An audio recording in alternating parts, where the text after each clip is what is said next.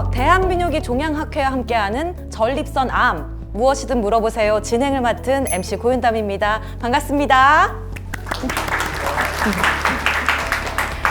여러분들은 중년 남성들을 위협하는 전립선 암에 대해 얼마나 알고 계신가요? 전립선 암은 간암을 제치고 국내 남성 한 순위 4위에 올랐고요. 평균 수명의 증가와 서구화된 생활 습관에 의해서 발생률이 지속적으로 증가하고 있는데요. 오늘은 이런 전립선 암에 대해 낱낱이 설명해 주실 대한비뇨기 종양학회의 어벤져스죠. 네, 세 분의 교수님 이 자리에 모셨습니다.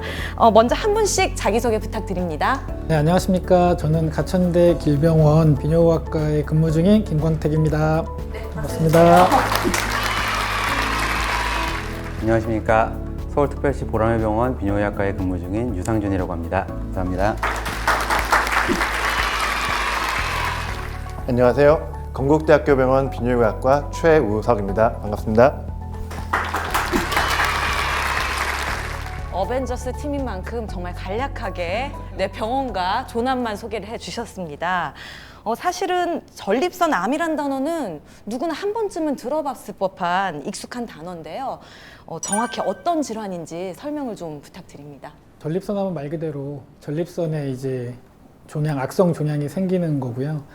암에 대해서 말씀드리기 전에 전립선의 위치를 이제 대략 말씀을 드리면, 전립선은 그 방광과 요도 사이에 위치합니다. 그래서 방광에 소변이 모이면 그 소변이 전립선을 통해서 가운데를 통과해서 나가게 되고, 또 이제 정액이 통과하는 통로가 되기도 합니다. 그래서 당연히 남성에게만 있고요. 여자에게는 전립선암이 생길 수가 없죠. 그렇죠?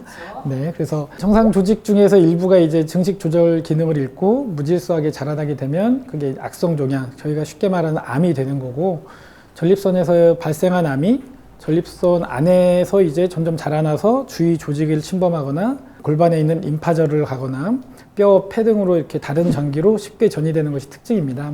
보통 암이라고 하면은 이 병기, 기수에 대해서 되게 많이 궁금해 하시죠. 그래서 1기, 2기, 3기, 4기 등 뭐 병기가 있을 수 있는데, 이런 전립선의 병기는 뭐 종양의 분화도 혹은 종양이 전립선을 벗어나는지, 그리고 암세포가 이제 전립선을 이제 넘어서 아예 이제 골반 임파선이나 뼈 등으로 전이가 됐는지, 이렇게 해서 전이성 전립선암까지 이렇게 나눌 수가 있겠습니다. 그 암세포 전이 정도에 따라서 이렇게 또 세부적으로 나눠지네요.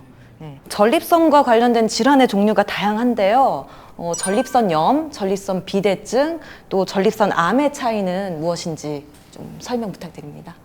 네, 일단 세 가지 질환 모두 전립선에서 발생하기 때문에 앞에 전립선이라는 위치가 붙는 거고요. 질병의 종류가 뒤쪽에 붙는 단어로 추정을 하시면 될 것 같습니다. 전립선염은 기본적으로 뭐 세균성 염증도 있을 수가 있고 비세균성 염증도 있을 수가 있어서 전립선에 어떠한 종류의 염증이 생기는 질환이라고 생각을 하면 이해가 쉬울 것 같습니다. 전립선 비대증은 뒤에 비대증이 붙기 때문에 좀 커진다는 느낌을 줄 수가 있을 것 같은데요. 전립선에 있는 선조직, 섬유조직 혹은 근조직이 정상보다 과대하게 증식하게 돼서 전립선 크기 자체가 커지는 질환이라고 생각을 할 수 있을 것 같습니다. 50대 50%, 60대 60% 정도가 생긴다는 얘기가 있을 정도로 중년 남성에게는 굉장히 흔한 질환이고요. 이렇게 전립선 비대증이 발생하게 되면 소변을 자주 본다던가 소변이 약하게 나온다는 배뇨 증상이 일반적으로 발생을 하게 됩니다. 그리고 소변 본 후에 시원한 느낌이 없다든가 밤에 소변을 가는 증상도 전립선 비대증에서 유래하는 경우가 많게 됩니다. 반면에 전립선암은 앞에서 김광택 교수님께서 잘 설명해 주셨지만, 전립선의 일부 세포가 정상적인 증식 조절 기승을 벗어나 무질서하게 악성 종양이 되는 질환을 얘기하게 됩니다. 네, 전립선암까지 설명을 좀 해주셨는데요. 그럼 혹시 전립선염이나 전립선 비대증이 전립선암으로까지 이렇게 발전하는 경우가 있을까요? 이 질문에 대해서 예, 아니요로만 답변을 하라고 한다면 일단은 기본적으로는 아니요입니다. 전립선염과 전립선 비대증, 그리고 전립선암은 아까 말씀드린 전혀 다른 질환이고요.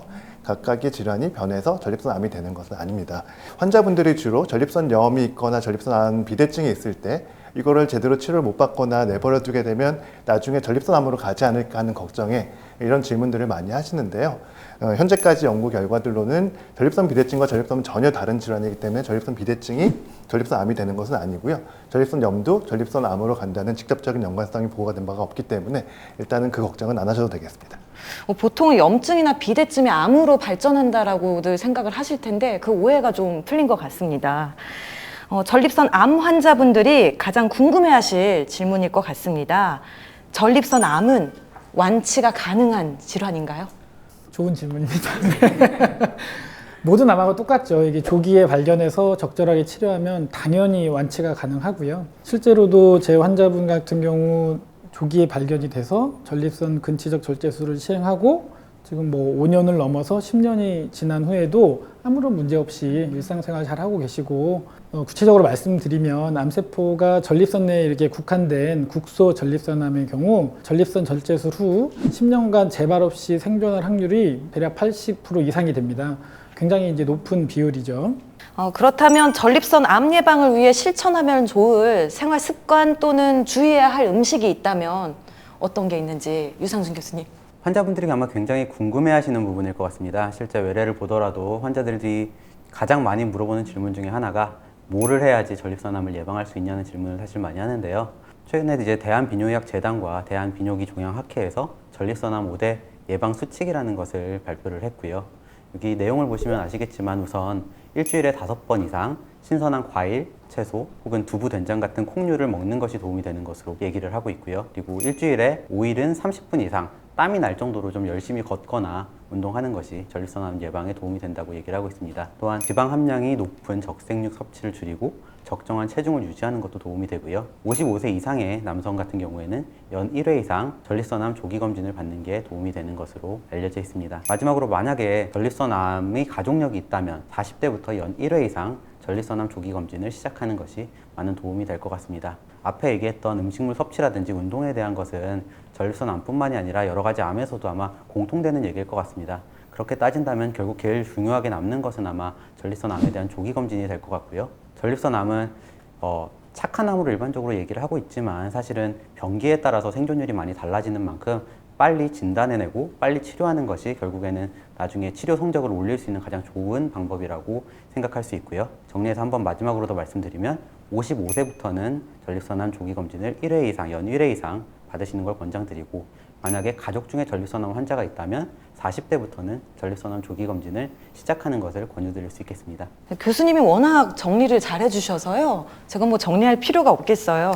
가장 중요한 게 조기 검진이라는 거 꼭 기억해 주시기 바랍니다. 다음 질문입니다. 전립선 건강에 좋다고 알려진 건강기능식품을 복용하는 것이 전립선 암 예방에 효과가 있을까요?